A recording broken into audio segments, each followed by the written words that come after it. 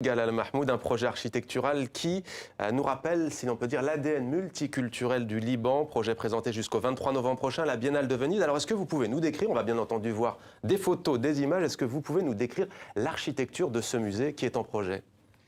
En fait, quand on a été invité par la Biennale de Venise, on nous a demandé de réfléchir sur le futur de l'identité des villes. Parce que de par la globalisation qui se produit aujourd'hui, la globalisation des images fortes, des signatures, des choses qui font parler d'elles d'une manière superficielle, les villes, avec cette architecture importée, sont en train de perdre leur identité. Donc, comment répondre à cette globalisation? Alors, nous, notre réponse a été de dire, nous, en tant que Libanais et au Liban, on vit une globalisation depuis 5000 ans. On a 5000 ans d'histoire.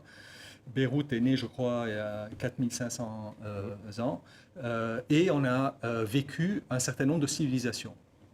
Il y en a eu 9, et on appelle Beyrouth la ville des 9 couches. Il y a 9 strates successives dans le sous-sol de Beyrouth, sur lequel on marche tous les jours, qui sont présentes et qu'il faut mettre en avant. Alors moi, au lieu de construire un bâtiment hors sol, je me suis dit pourquoi ne pas créer un effet d'exploration, c'est-à-dire qu'on a créé une succession de plateformes, on appelle ça une promenade contemplative, où on va descendre sur des plateformes, et chaque plateforme est à la hauteur d'une strate archéologique. J'avais visité le site de Petra et j'avais été très impressionné par ces strates géologiques qui ont des millions d'années.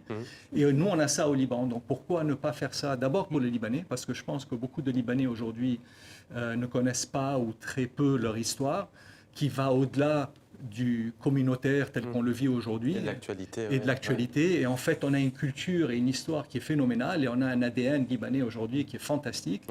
L'ADN, l'histoire, mais aussi, c'est assez futuriste. D'ailleurs, une stèle érigée dans l'esprit du grand monolithe noir qui rappelle celle de Stanley Kubrick dans son film L'Odyssée de l'espace. Oui, non, en fait, il y a plusieurs interprétations à cette stèle, donc je laisse des fois un peu les gens l'imaginer un peu. Vous voyez, ça marche. Oui, exactement. Non, mais en fait, cette promenade, parce qu'on descend sur ces plateformes, donc chaque plateforme, c'est une civilisation.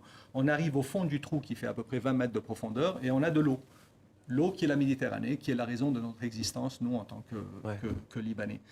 Et au bout de cette promenade, on va remonter à la surface à travers cette stèle qu'on voit sur l'image, qui est un grand monolithe blanc. Et la représentation, en fait, c'est que la face avant que l'on voit, c'est une surface blanche, comme votre livre, qui est en fait le futur tel qu'on l'idéalise. On l'idéalise toujours parfait. Surtout, nous, Libanais, on est des idéalistes. C'est ce qui fait qu'on va de l'avant, parce qu'on a subi des guerres et tout ça, mais on a une résilience qui fait qu'on souhaite toujours aller de l'avant. Donc, on a la page blanche du futur tel qu'on l'imagine, mais en fait, à l'arrière, lorsqu'on voit l'image par l'arrière, cette stèle se déconstruit parce qu'on est en permanence en construction et déconstruction. Et ce serait en principe place des Martyrs dans la capitale libanaise. Est-ce que vous avez des informations? Où en est-on aujourd'hui? Votre projet avance? Je suis en train de faire mon petit chemin pour essayer d'y arriver. On est actuellement en dialogue avec des archéologues parce qu'il s'agit d'un projet archéologique également, parce qu'on va un peu mettre en vie ces strates archéologiques. Donc il y a toute une méthodologie à mettre en forme au niveau technique et archéologique. Donc là, je suis en train de constituer un comité d'archéologues qui vont m'aider à donner de la consistance et étoffer ce projet pour ensuite aller voir des organismes, des investisseurs. Mais j'ai l'appui d'énormément de personnes, et je dois dire que la présence à la Biennale de Venise nous a beaucoup encouragés